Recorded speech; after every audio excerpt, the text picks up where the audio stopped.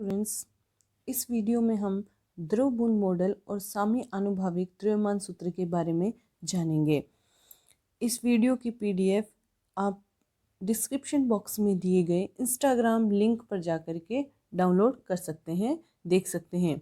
Nils bore ने नाभिकों के गुणधर्मों की द्रव बूंद के साथ समानता के आधार पर एक अवधारणा प्रस्तुत की कि नाभिक एक समान तथा अत्यधिक घनत्व वाले असंपीडित द्रव बूंद के समान माना जा सकता है नाभिक को, जिसे नाभिक का द्रव बूंद मॉडल कहते हैं। यह मॉडल इस अभिधारणा पर आधारित है कि द्रव बूंद की तरह नाभिकों में और द्रव बूंद में कुछ समानताएं होती हैं और द्रव बूंद की तरह नाभिक भी असंपीड्य होते हैं और अत्यधिक घनत्व वाले होते हैं।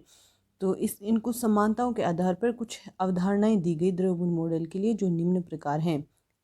पहली अवधारणा है, द्रव बूंद के समान नाभिक गोलीय सममिति में पाया जाता है। हम अपनी पिछली कक्षाओं में जान चुके हैं कि द्रव बूंद गोलीय सममित होती है और उसकी त्रिज्या r=r0 a⁴ होती है। वैसे ही नाभिक भी गोलीय सममिति में पाया जाता है। द्रव बूंद के घटक उसके अणु होते हैं, जबकि नाभिक के घटक न्यूक्लियॉन्स, प्रोटॉन व न्यूट्रॉन होते हैं। द्रव बूंद के भीतर अंतर आणविक बल कार्य करते हैं, उसी प्रकार नाभिकीय घटकों के मध्य नाभिकीय बल कार्यरत होते हैं। द्रव बूंद के अणुओं के मध्य कार्यरत बल अल्पपरास के होते हैं, उसी प्रकार नाभिकीय बल भी अल्पपरास के होते हैं।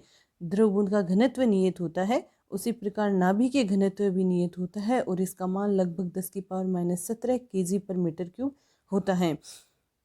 द्रव बूंद के भीतर अणुओं का वितरण एक समान होता है, उसी प्रकार नाभिक में भी प्रोटॉन और न्यूट्रॉन एक समान रूप से वितरित होते हैं।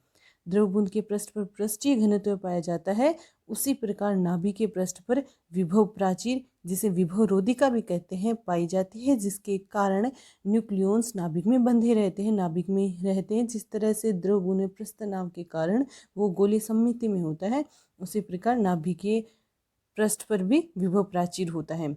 द्रव बूंद की भांति छोटे छोटे नाभिकों को मिलाकर भारी नाभिक बनाए जा सकते हैं, जिन्हें नाभिक की संलयन प्रक्रिया के द्वारा बनाया जा सकता है तथा ऊर्जा देकर जिस तरह से बड़ी बूंदों को छोटी बूंदों में विभाजित किया जाता था, उसी प्रकार नाभिक के विखंडन की प्रक्रिया से नाभिक में छोटे नाभिक बनाए जा सकते हैं। तो ये अभिधारणाएं थी द्रव बूंद मॉडल की। तो आपके एग्जाम में अगर क्वेश्चन आता है द्रव बूंद मॉडल को समझाइए, तो आपको इन 8 अवधारणाओं को लिखना है, जिसे आप शॉर्ट ट्रिक की सहायता से याद कर सकते हैं ताकि एग्जाम में भूले ना। तो वो शॉर्ट ट्रिक है। पहला पॉइंट था गोलीय सममिति होती है। दूसरा पॉइंट था द्रव बूंद में घटक अणु होते हैं, नाभिक में न्यूक्लियॉन होते हैं। फिर था द्रव बूंद में आणविक बल कार्यरत होते हैं, वैसे नाभिक में नाभिकीय बल होते हैं और दोनों ही बल अल्पपरास के होते हैं। द्रव बूंद नियत घनत्व का है, उसी प्रकार नाभिक में भी का भी घनत्व है, जिसे नाभिकीय घनत्व कहते हैं, वह भी नियत होता है।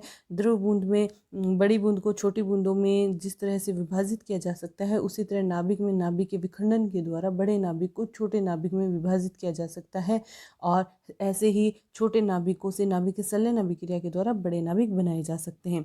तो इसके कुछ पॉइंट थे। अब देखते हैं साम्य आनुभाविक द्रव्यमान सूत्र या अर्धमूलानुपाती सूत्र। किसी भी नाभिक का संपूर्ण द्रव्यमान उसके घटक न्यूक्लियनों के द्रव्यमान के योग से सदैव कम होता है, क्योंकि जो न्यूक्लियन है, प्रोटॉन और न्यूट्रॉन को जोड़ने के लिए ऊर्जा की आवश्यकता होती है और वह ऊर्जा द्रव्यमान क्षति से प्राप्त होती है, जिसे हम द्रव्यमान क्षति कहते हैं। यह द्रव्यमान क्षति नाभिक की बंधन ऊर्जा के तुल्य होती है।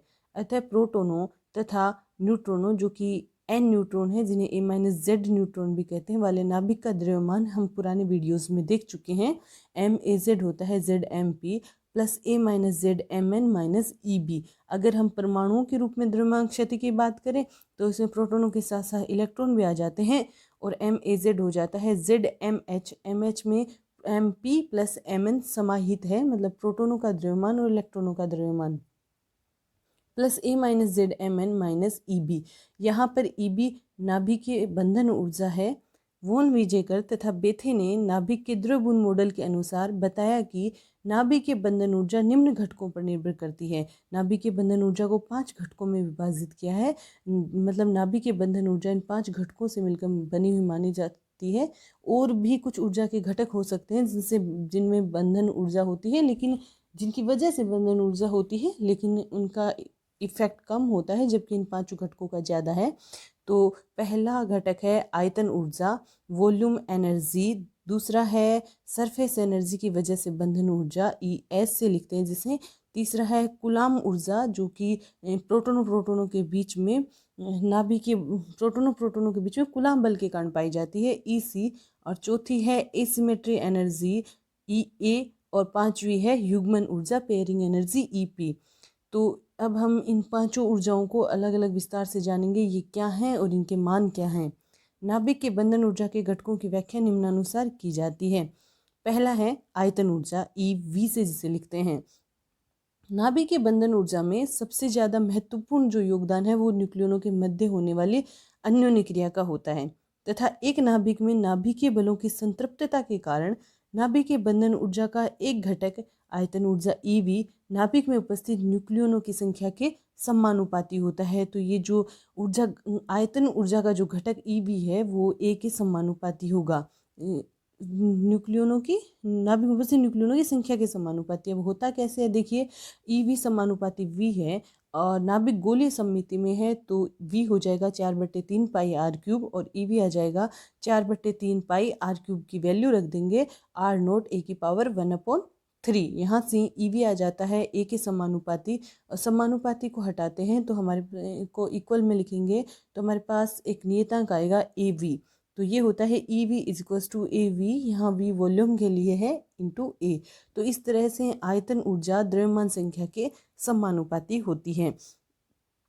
सेकंड है पृष्ठीय ऊर्जा, ES, सरफेस एनर्जी।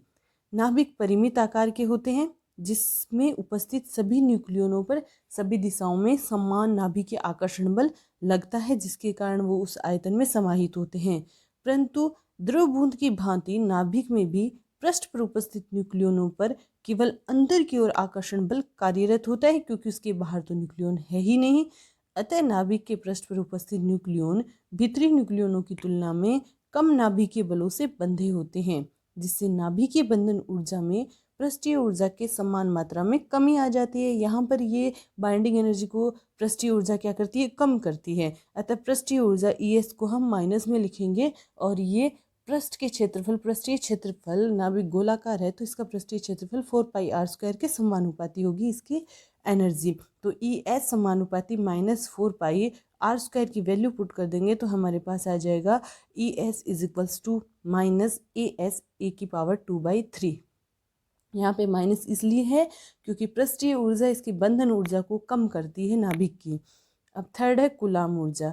नाभिक में उपस्थित प्रोटोनों के मध्य कूलाम प्रतिकर्षण बल कार्यरत होता है, जो प्रोटोनों की संख्या बढ़ने के साथ बढ़ता है, जिसके फलस्वरूप नाभिकीय बंधन ऊर्जा में कमी आ जाती है।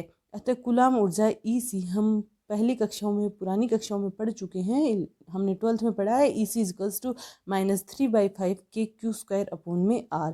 यहाँ पर Q चार्ज है नाभिक में जो प्रोटॉन्स हैं उनके मध्य। अगर नाभिक का प्रोटोनों की संख्या Z है नाभिक में तो ZE उस पर आवेश होगा, लेकिन अगर हम Z नाभिक के न्यूक्लियन पर जो कि प्रोटॉन है उस पर अगर हम इसकी ऊर्जा को देखें तो इसके लिए Z-1 जो रिमेनिंग प्रोटॉन्स हैं उनकी वजह से इन पर बंधन ऊर्जा होगी।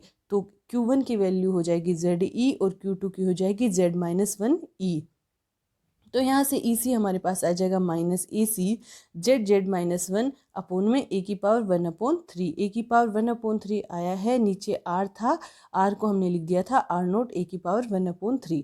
तो इस तरह से हमारे पास कूलामिक एनर्जी Z-1 के समानुपाती R की पावर 1/3 के व्युत्क्रमानुपाती मिलती है। चौथी एनर्जी का घटक है असम्मित ऊर्जा, EA। हल्के नाभिकों में प्रोटोनों तथा न्यूट्रॉनों की संख्या समान मात्रा में होती है, लेकिन न्यूट्रॉनों की संख्या प्रोटोनों की संख्या की तुलना में भारी नाभिकों में अधिक होती है, जिसके फलस्वरूप नाभिक के स्थायित्व में कमी आ जाती है। इसे असम्मित प्रभाव कहते हैं। इस प्रभाव के कारण नाभिक की बंधन ऊर्जा में कमी उत्पन्न होती है, इसलिए इसको भी हम माइनस में लेंगे। नाभिक की बंधन ऊर्जा में यह कमी अथवा असम्मित ऊर्जा न्यूट्रॉन के आधिक्य, यहाँ पर न्यूट्रॉन प्रोटोनों की तुलना में अधिक हैं और वो अधिक कितने हैं, n-z, के वर्ग के समानुपाती होगी तथा द्रव्यमान संख्या ए के व्युत्क्रमानुपाती होती है। अर्थात ई ए समानुपाती माइनस एन माइनस जेड का तो होल स्क्वायर हो जाएगा, वर्ग के समानुपाती है तो, और ए के व्युत्क्रमानुपाती है तो 1 में ए हो जाएगा। यहाँ पे एन को ए माइनस जेड लिख देंगे तो ई ए हमारे पास आ जाएगा माइनस ए माइनस 2z का होल स्क्वायर अपॉन में ए। यहाँ से हमारे पास ई ए आ जाता है माइनस ए, ये जो कि कांस्टेंट है, a माइनस 2z का होल स्क्वायर अपॉन में a। तो इस तरह से ये हमारे पास एसिमेट्री एनर्जी आ जाती है। असममित नाभिक में प्रोटोनों और न्यूट्रॉनों की संख्या अलग अलग होने के कारण जो ऊर्जा आती है वो यह है, और यह बंधन ऊर्जा में कमी लाती है, इसलिए इसमें माइनस साइन है। अब है युग्मन ऊर्जा ईपी पेयरिंग एनर्जी।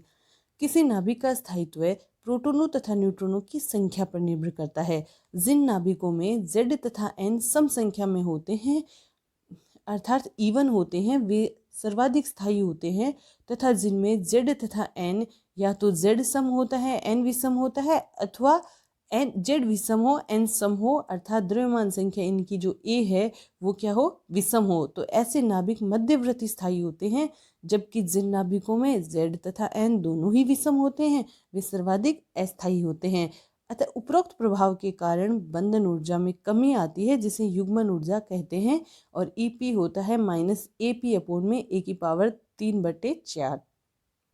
ये जो हमारे पास 5 बंधन ऊर्जा के घटक थे उनसे हमारे पास 5 इक्वेशन आ गई। इनको हम बंधन ऊर्जा, इससे हमारे पास आ जाएगी binding energy E B equals to A V A. ये आयतन के कारण घटक है ऊर्जा का, और इसके कारण बंधन ऊर्जा में वृद्धि होती है, बंधन ऊर्जा बढ़ती है। जबकि और जो 4 घटक थे वो बंधन ऊर्जा के मान में कमी लाते हैं, तो और सभी में माइनस होगा, और वो होंगे माइनस ए एस ए की पावर 2/3। ये हमारे पास आया था इसकी पृष्ठीय ऊर्जा के कारण माइनस ए सी जेड जेड माइनस 1 अपॉन ए की पावर 1/3 आया था कुलाम ऊर्जा के कारण, और असममित ऊर्जा के कारण आया था ए माइनस 2z का होल स्क्वायर अपॉन में ए, तथा अयुग्मित ऊर्जा थी माइनस ए पी अपॉन ए की पावर 3/4। तो ये जो बाद के चारों घटक है, अगर आयतन ऊर्जा को छोड़ दिया जाए तो वो चारों घटक बंधन ऊर्जा के मान में कमी लाते हैं। तो अब हमारे पास बंधन ऊर्जा का मान आ चुका है, तो हम द्रव्यमान संख्या का मान, द्रव्यमान का मान निकाल सकते हैं हम नाभिक के। तो नाभिक का द्रव्यमान एम ए जेड हो जाएगा, Z M H plus A minus Z M N minus A V A plus में ए एस ए की पावर 2/3। ये जो बाइंडिंग एनर्जी के घटक है उनको लिख देंगे। तो हमारे पास इस तरह से सामी आनुभाविक सूत्र या अर्धमूलानुपाती सूत्र आ जाता है। इसको हम बार बार लिख करके हम याद कर सकते हैं। तो इसकी सहायता से हम द्रव्यमान निकाल सकते हैं किसी भी नाभिक का। और यहाँ पर ये जो कांस्टेंट है इनकी वैल्यू देख लेते हैं। तो कांस्टेंट की वैल्यू हमारे पास से आ जाएगी, यहाँ पर ए वी की वैल्यू है 14.1 मेगा इलेक्ट्रॉन वोल्ट। जो पृष्ठीय ऊर्जा में जो कांस्टेंट आया था उसका मान है 13 मेगा इलेक्ट्रॉन वोल्ट। AC का मान है 0.595 मेगा इलेक्ट्रॉन वोल्ट, और असममित ऊर्जा की वजह से जो नियतांक था वो है उसका मान है 19.8 मेगा इलेक्ट्रॉन वोल्ट। और हमारे पास असममित, ये जो असममित का मान आ गया 19.8 मेगा इलेक्ट्रॉन वोल्ट, और जो युग्मन के कारण ऊर्जा आई थी वहाँ जो कांस्टेंट AP था उसमें अगर सम नाभिक है तो होगा माइनस 33.5 मेगा इलेक्ट्रॉन वोल्ट, जो कि नाभिक के स्थायित्व को बढ़ाएगा, क्योंकि एक माइनस पहले से है और AP की वैल्यू माइनस में है। और अगर सम विषम विषम सम नाभिक हैं तो AP हो जाएगा 0, और दोनों ही विषम विषम नाभिक हैं तो AP का मान है 33.5 मेगा इलेक्ट्रॉन वोल्ट, जो कि नाभिक के स्थायित्व को कम करता है। इन ऊर्जाओं को, ऊर्जा के 5 घटकों को हम ग्राफ से समझ लेते हैं। द्रव्यमान संख्या A के साथ इनका ग्राफ दिखाया गया है। तो बंधन ऊर्जा अगर प्रति न्यूक्लियन की बात करें तो आयतन ऊर्जा में आयतन ऊर्जा EV समानुपाती था A के। अगर प्रति न्यूक्लियन बंधन ऊर्जा की बात करें तो बाइंडिंग एनर्जी में हम A से डिवाइड करते हैं, तो आयतन ऊर्जा को A से डिवाइड करने पर उसका मान आता है AV। तो AV एक कांस्टेंट मान है जिसका मान होता है 14.1 मेगा इलेक्ट्रॉन वोल्ट। तो इस कांस्टेंट मान को, तो हमारे पास एक आयतन ऊर्जा, बंधन ऊर्जा पर न्यूक्लियन आयतन ऊर्जा की वजह से आ जाएगा कांस्टेंट। और ऐसे ही हम असममित ऊर्जा, पृष्ठीय ऊर्जा, कुलाम ऊर्जा भी देख सकते हैं। और कुल बंधन ऊर्जा इन असममित, पृष्ठीय ऊर्जा, कुलाम ऊर्जा से ऊपर इनका ग्राफ आ रहा है। अर्थात ये जो नीचे वाली ऊर्जाएं हैं ये बंधन ऊर्जा के मान को कम करती हैं, जबकि आयतन ऊर्जा है वो बंधन ऊर्जा के मान को बढ़ाता है।